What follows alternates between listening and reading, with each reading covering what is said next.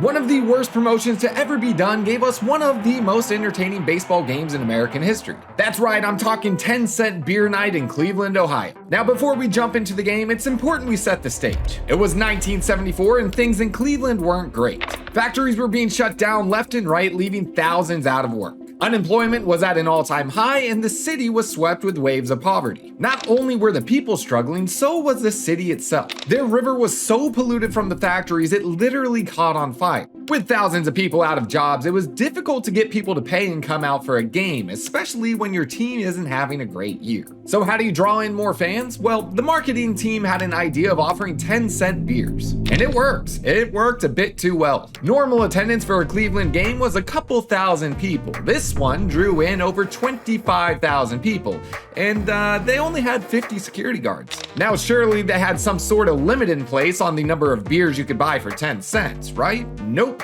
Absolutely no limit at all, and it was being served by two teenage girls. These poor girls were trying their hardest to keep up with demand, but they just couldn't do it. They actually decided to bring the beer truck in and just start pouring directly from that, but not even that could keep up with the demand. These girls eventually walked off the job, so it became a free-for-all. 10-cent beer night is now unlimited free beer. Now, on to the ball game. Texas versus Cleveland, and it only took one inning before things started getting chaotic. Fireworks were going off in the crowd, and a middle-aged woman decided to run on the field, flash the Rangers, and try to kiss the head umpire. The game had to be paused multiple times as security guards chased people off running onto the field. One particular pitching mound conference took a bit too long for the fans, so they started hurling full cups of beer onto the field. This just caused a delay of game because now it had to be cleaned up. So the announcer got onto the mic and asked the crowd not to throw anything else onto the field. That ultimately just caused them to throw a lot more. As the Texas pitcher walked back to his dugout because of the delay of game, he blew a kiss to the crowd, and that was a mistake.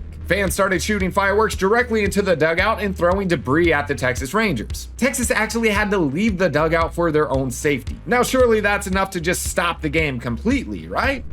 Wrong. Streakers were now constantly running onto the field, and security guards had just given up at this point. One streaker ran onto the field to grab the hat of a Texas Ranger outfielder.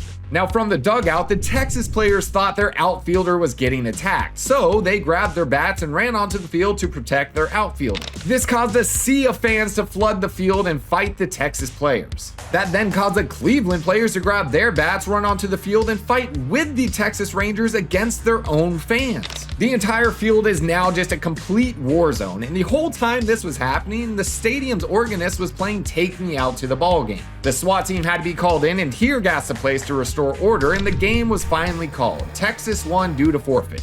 In total, there were 19 streakers, 9 arrests, and multiple emergency room visits. Cleveland actually went on to host another 10-cent beer night, but this time they set a limit of 2 per person.